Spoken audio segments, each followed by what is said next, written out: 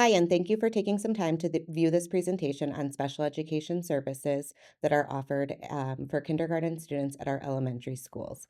My name is Colleen Cook, and I am one of the directors of student services for Elmhurst School District 205. As you can see here, we have four student services administrators that help support students across the district that require special education supports and services. First, we have Dr. Kevin Rubenstein, who is our Assistant Superintendent of Student Services. We have two directors of student services, myself, Dr. Colleen Cook, as well as Anna Baramas. And finally, we have Amanda Madalena, who is our Assistant Director of Student Services. Additionally, we have building administrators with a focus on special education. At each elementary building, we have an assistant principal who supports all of the student services responsibilities at that building. Depending on which school your child attends, these are the folks that you would contact if you have any questions regarding special education services or student service needs. This presentation will provide parents with information that supports a positive and successful move from preschool to kindergarten, discuss the three types of meetings that can be held at or with an IEP articulation meeting, review the education, service, and placement process in elementary schools, and provide parents with information about the Special Education Resource Group, also known as SURGE. The purpose of articulation meetings is to have collaboration between families, preschool teams, and elementary school teams. It also helps determine service delivery in the elementary school structure. For the articulation process, it first starts with early childhood and elementary collaboration and student observations. Students with an IEP with an eligibility other than speech and language impairment will have an articulation meeting. It also provides information about kindergarten events at elementary buildings that is shared by each building. The first type of meeting that you could have is just an articulation meeting. This would be if you already had your IEP meeting earlier in the school year, or if you don't have one until April or May. At these meetings, the team will review the student progress, they will discuss accommodations, and discuss the placement for the student's kindergarten year.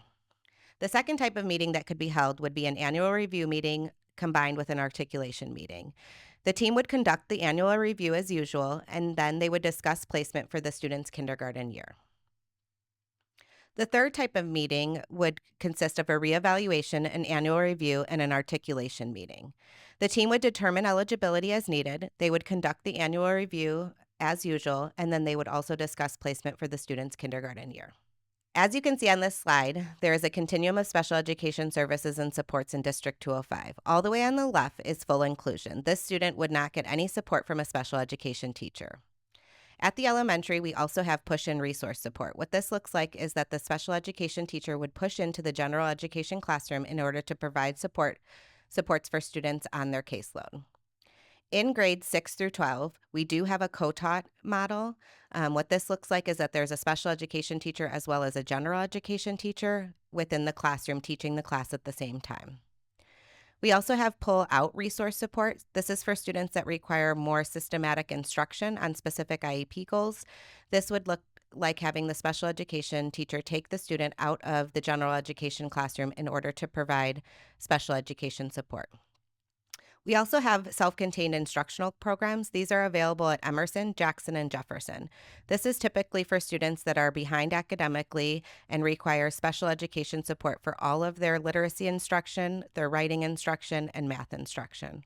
Finally, we do have two self-contained district-wide programs.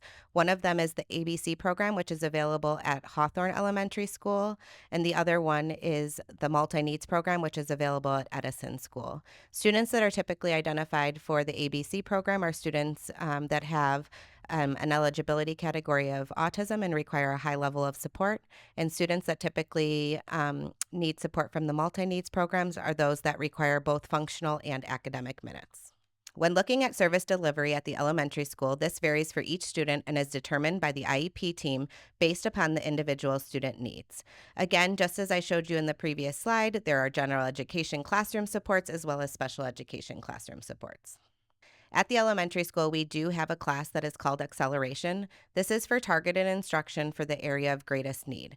Typically, students are seen in small groups, and the instruction is differentiated to fit the needs of each student. Just a reminder, this is only available for students that are attending full-day kindergarten. The Special Education Resource Group, or SURGE, is a parent support group for parents that have students with special needs. Um, there are various ways that you can get involved in SURGE. You can look at the D205 SURGE site. There is a SURGE Facebook page. They also have an e-newsletter, and there are SURGE parent reps at every single building. Thank you and have a great day.